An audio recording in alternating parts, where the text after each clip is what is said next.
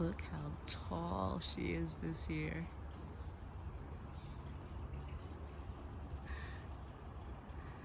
If you guys remember, I pruned up the middle at the end of the season last year. So now all of the blooms are up top. But I can't believe it has grown that big from being the little shrub that I transported in the back of my vehicle. Someone had asked me when I did the yard cleanup video why I pruned everything down to the bare bones, and this is one of the reasons why. They come back so huge. I'm gonna reach my hand. This is as tall as my hand can go, and as you can see, it's still not high enough for this lantana. And I've pruned it several times since then.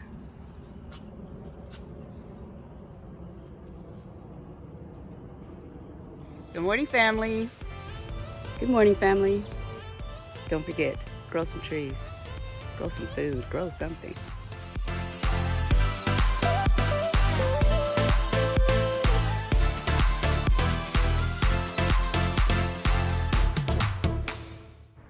Let's get started. Good morning, family. It is a gorgeous, gorgeous day. I am out here in the garden watering this morning when it's nice and quiet before the rest of the world gets up, except for this little hummingbird.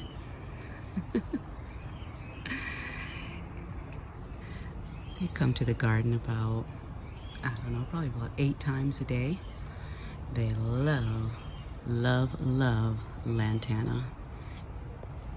But I thought I'd give you guys a little garden update. I've been gardening a little bit different this year, as in I have been trying not to use any pesticides at all. And it's a bit challenging, but I wanted to see what the garden would look like if I didn't spray or dust anything. These are the little orange striped watermelons that I told you guys when we first planted them how excited we were going to be about them. So we've got quite a few on here.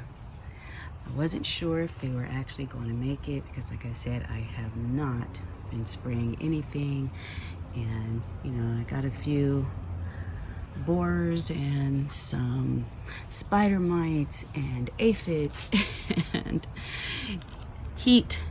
You know, heat is a big thing out here. We've been in the hundreds for a couple of weeks now. So we've dropped down to the 90s this week. So we've been everywhere from 95 to 99 every day. And I mean every day. But the garden is doing pretty well. Do you guys see that?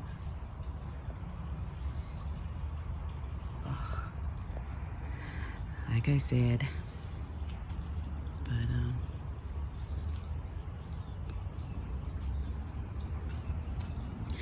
we are expected to be, I think, 97 today. So I was out here doing a little bit of spraying. I haven't sprayed the plants in weeks. You know, I've just been watering at the roots. But like I said, it's starting to get a little bit more challenging right now because we've been in the high temps for so long. But still doing pretty good. Got a sugar baby watermelon right there. And let's see if I can get down in here. Look at that. See that? That is one of my biggest problems. These guys.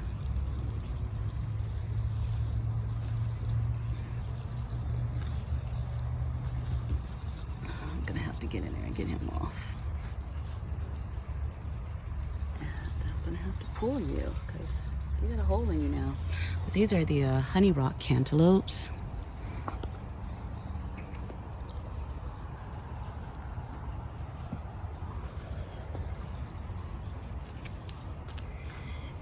just sprayed this one really good, but this is a ground cherry, and as you can see, starting to get little blooms on it. So these were grown from seeds that I saved from ground cherries from last year. Got some nice size tomatoes coming in there. One thing I did learn last year is high heats prevent the tomatoes from actually ripening, from turning colors. So I've got a lot of covers up here to try to shade them from the blazing sun. And my grandkids have been out here. They helped me pick caterpillars off of everything because, like I said, I'm trying not to spray, but it doesn't stop the insects from doing what they do. So this is the first year that I am actually finding little holes inside of my tomatoes and things. I am about to replant a lot of stuff because a lot of it is coming to the end of its life cycle. You know, we've already been picking cucumbers and these tomatoes, you guys, I didn't plant these. These are all volunteers. Every tomato plant that you see right here is a volunteer.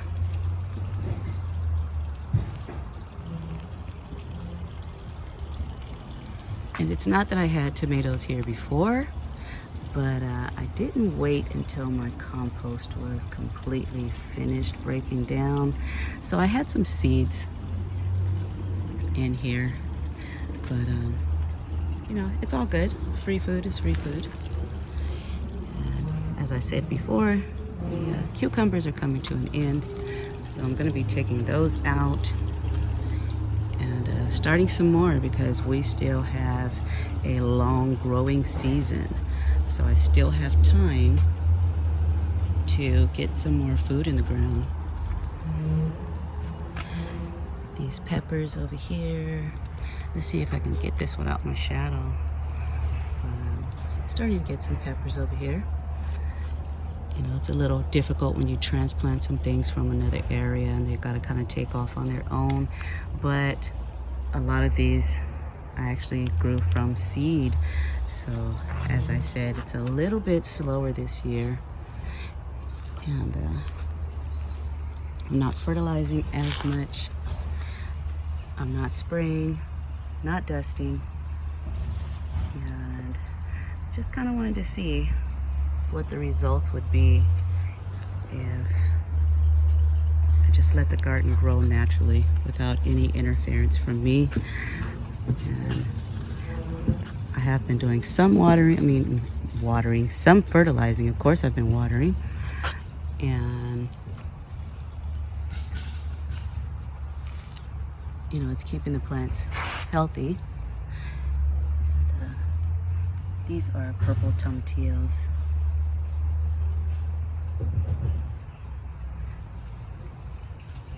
But like I said, it's a little slower going. And, this guy's been producing like crazy, but it has been taking a beating. Had the kids out in the garden a couple of days ago and they just went crazy picking tomatoes. But it's fine. Like I said, I'm the only one in the house that eats tomatoes, so it's nice to have the kids come over and be able to pick, and like I said, they just snack as they go.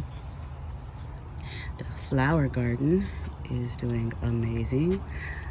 Most of my crepe myrtles are starting to bloom.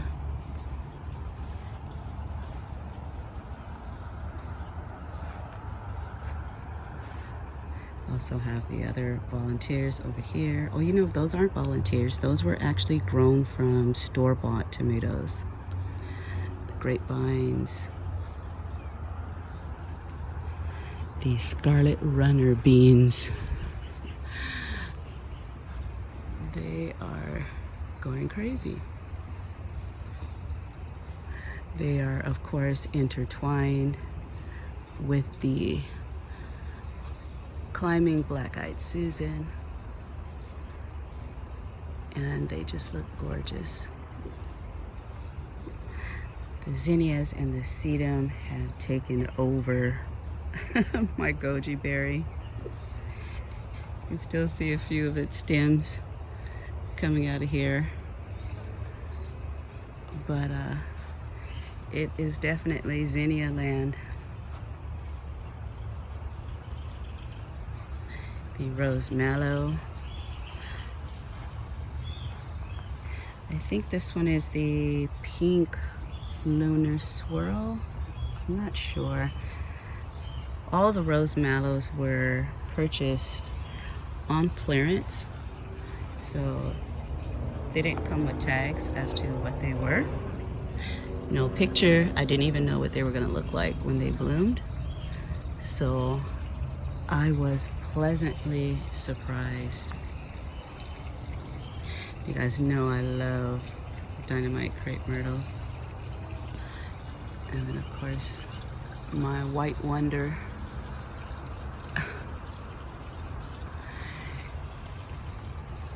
Is blooming. This is the only crepe myrtle. No, this is the only regular crepe myrtle. This is a dynamite that I have right now that is not blooming. I have one more black diamond that's not blooming over here.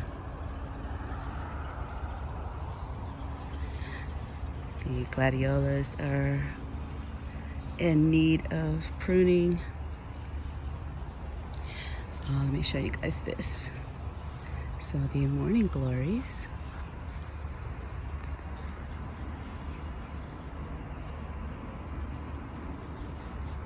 Are just gorgeous.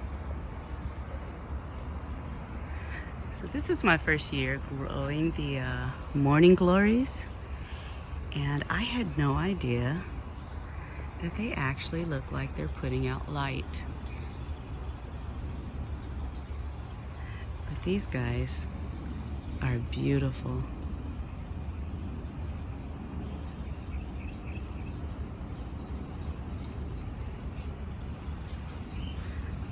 So they have actually made it to the top of this arch.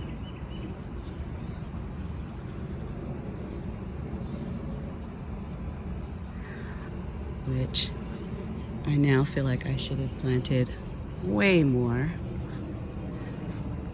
That way they would have completely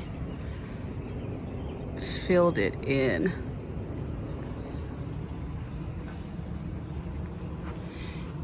Do you guys see that?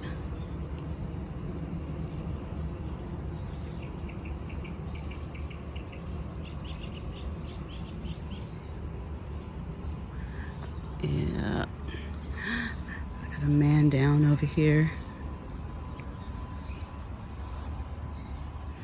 This is what happens when the canna gets so tall and so heavy. So I'm gonna have to come and cut him off. But look at the size of that guy.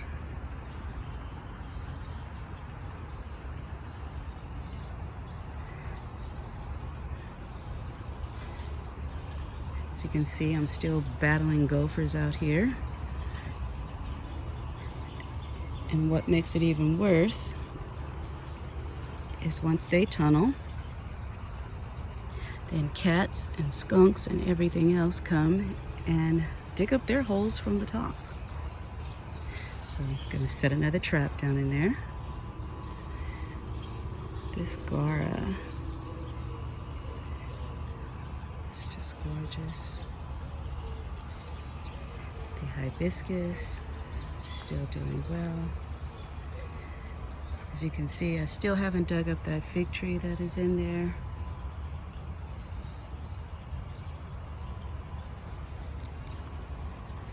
It's time to come out and trim back all of these mums. That Mexican heather's just got the prettiest little flowers. See how tiny those are? They're just so cute. See if I can get you guys out of the sun.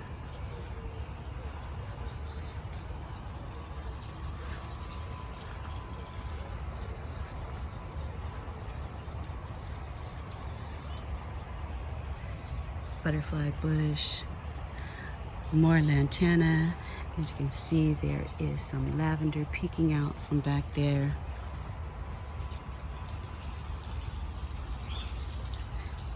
Lavender over here. You can see that. Look at that. These things are just destroying the garden. But I will be taking care of that shortly. So I just wanted to give you guys a quick update of what has been going on in the garden. It's really starting to feel like a secret garden, as my granddaughter put it. You know, once summer kicks in and everything is in bloom, and now they have little tunnels and hiding places. So they are all happy. And I hosted a tea party here for one of my granddaughters a couple of days ago, and I will post that video for you guys before the week is out.